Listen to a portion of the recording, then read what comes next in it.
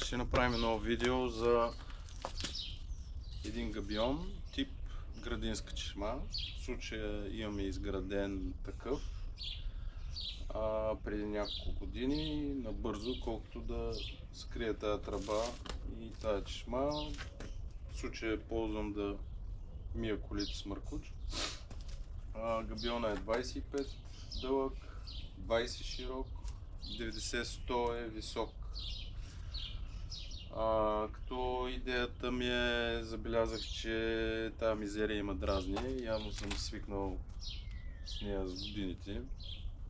Сега ще разчистя всичко, слагам ни ръкавици, разчиствам всичко и ще покажа как се разваля съществуващ габион, как се прави нов, как се пълни, което е и по-интересно за нашите клиенти. В случая ще го удължа, тъй като сложих стилаж и да ми скрие мизериите, хем да не ми вали.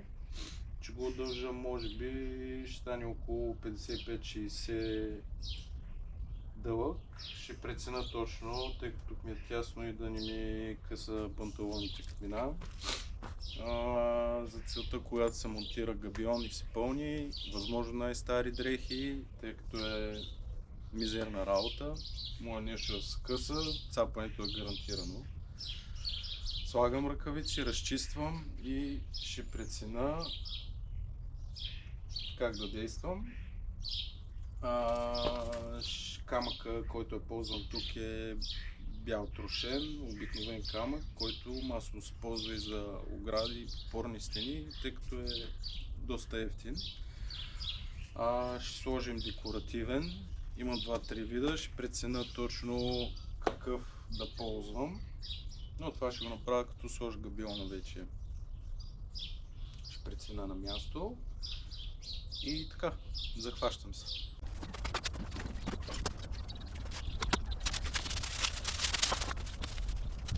Така, готови сме с разчистването, но което забелязах след като разчистих е, че тази основа и тази, да я наречем, колонка са съединени, или ако го обърнем, представлява едно Г. Явно така съм я направил. Сега, за да тук да сложа различен габион, трябва да отрежа тук и да го затворя този и направо да сложа един нов като колонка, която ще представлява и чешмата. Това само ще ни затрудни. Не знам защо така съм го направил. Друго, което забелязах е, че тук имам разлика в нивото. Вариант е да го намажа наново, но няма да се занимавам. Сигурно ще подложа нещо, някакъв ситен филц, колкото да подравна, да може новия да се легне наравно. Висок е 100, измерих. Ще го направя 105 да ми е на това ниво. И може би ще го пусна 55 да стига до тук. Като 55 ще има 25 от едната, 25 от другата до центъра на крана, който в случая ще излиза от тук. Просто ще го преместя малко. И това е. Малко по-трудно ще е, отколкото си го мислих, но то с всяко нещо е така. Така, сега за самото изпразване на габиона. Като цяло има няколко начина, в зависимост от габиона. Вариант 1, с цел да запазим габион, е празенето да става отгоре. Отваря се капака, както в случая съм го отворил, и почва да се вади камъка. Така целият габион долу може да се бърка, надолу ще е доста трудно. Докъдето може да се бръкне, после се мести и се вади самия габион. Това е в случая, ако искаме да запазим самия габион, да не го разглобяваме. Но това е доста трудно приложимо. В случая насния е висок, ще мога дори да бъркам до това ниво. Надолу ще остане с камък, трябва да го местя. Отделно тук самия кран ще ме затрудни адски много и да бъркам и да го махна, а насния е свързан, така че този вариант отпада. Другия вариант е когато искаме да запазим паната на самия габион. Аз не държа. Когато искаме да ги запазим, зависи как е сглобен. В случая е сглобен с спирали. Другия вариант е да е сглобен с скоби. Просто се махат. В случая няма как да се махнат, тъй като камъка вече ги е затиснал и не могат да се развият самите спирали, да се издърпат нагоре, просто се режат самите спирали. Достатъчно е или само от едната страна, или от двете страни да се срежат спиралата и той се отваря и постепенно и камък пада. Другия вариант е да се реже самото пано, но такъв вариант няма смисъл. По-хубаво е, по принцип най-лесният вариант е да се реже свързващия елемент, който съединява двата детайла тук. В случая са спирали, режат се, поотваря се, камък ще си изпада. Някой път може някой от детайлите да се поизкриви, но това не е кой знае какъв проблем. Много ти благодаря, че ще присъстваш. И като цяло това е за свалянето и махането на габиона и разваляне на съществуващ габион. Все още се колебая дали да махна само него или този. Със сигурност камъка, който ще пълня, ще е тъмен на цвят, тъй като белия камък, независимо дали той е такъв обикновен бял трошен или тип мраморен, с времето се отцветява. В случая тук има вода и главно зеленясва. И сигурно ще сложа тъмен, имам тъмносив, имам и кафяв, ще преценя в последствие. И така, теоретично това е. Сега да видим практиката как е. Започвам неприятната част.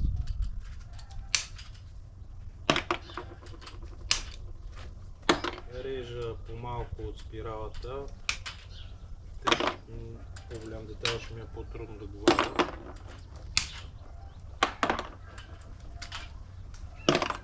Се отваря. В случая това тук най-вероятно ще се изкриви, тъй като влиза под нивото и няма да се отвори. Но така или иначе не ми трябва тия пана, ще го жертвам. Затова ще отварям и от задната част, за да става и по-бързо самото падане.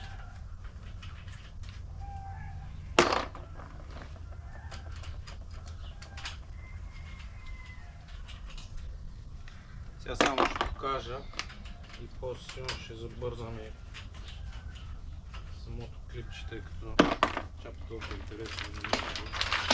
Това е идеята. Сега аз много бъркам и да ги вада постепенно, но имаме в началото. Падат и от задната страна.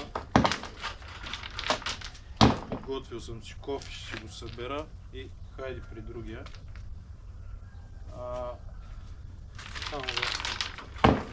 Иначе чешмата ми е най-обикновена, затова съм я сложил в горната част, тъй като нещо зимата спирам водата, но ако това нещо замръзне да мога да се отремонтира. Отремонтирането става по следния начин, просто от горната страна се вади до това ниво и тръбата ми е свободна, мога да си я правя каквото си искам. В принцип мога да остава и цял процес, но не ми се занимава. И така, действаме.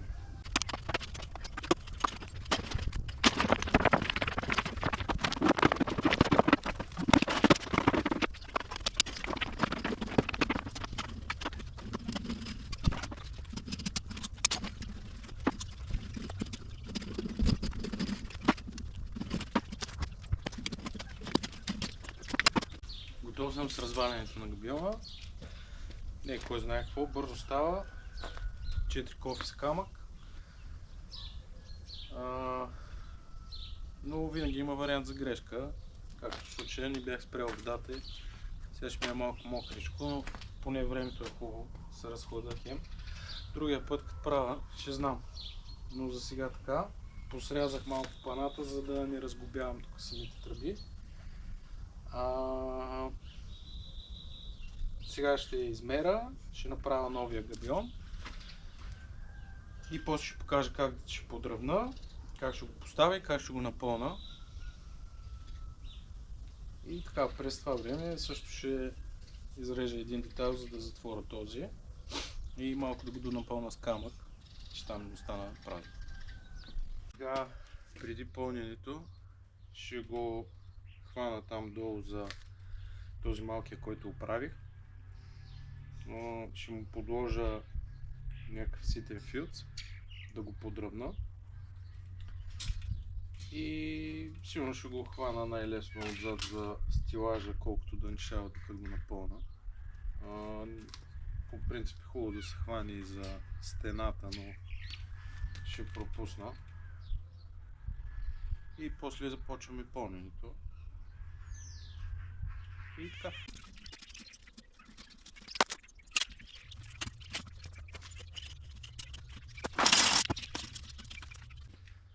Примъкнах малко камък, 6 кофи, не знам дали ще ми стигне, ще пробваме.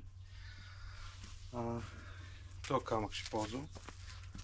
Мисля, че се водише вулканична туфа, кафяв на цвят се води. Има разлики, защото една част е влажен, другата е по-сух, но после след пълне ще го измия всичкото и хем да падне праха. Започвам да пълна. Сега по-трудно ще е в долната част, тъй като не мога да бръкна додолу. Ако някой камък застане на криво, ще го понагласим. И аз отвърка и аз нещо. И това е. Сега започва хамологията, но каквото.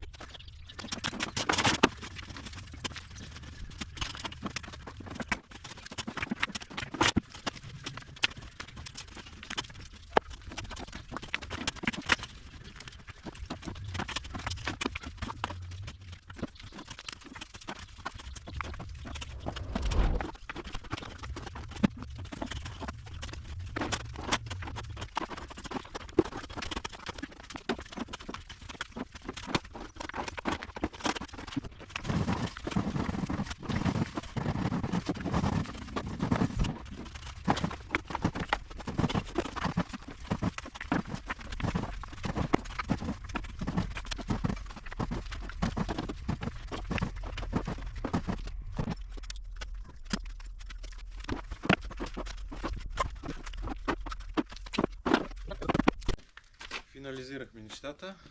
Готов съм. В крайна сметка го пуснах 60 дължина. Самия габион 105 височина и е 20 широк. Напълних го, подравних и затворих.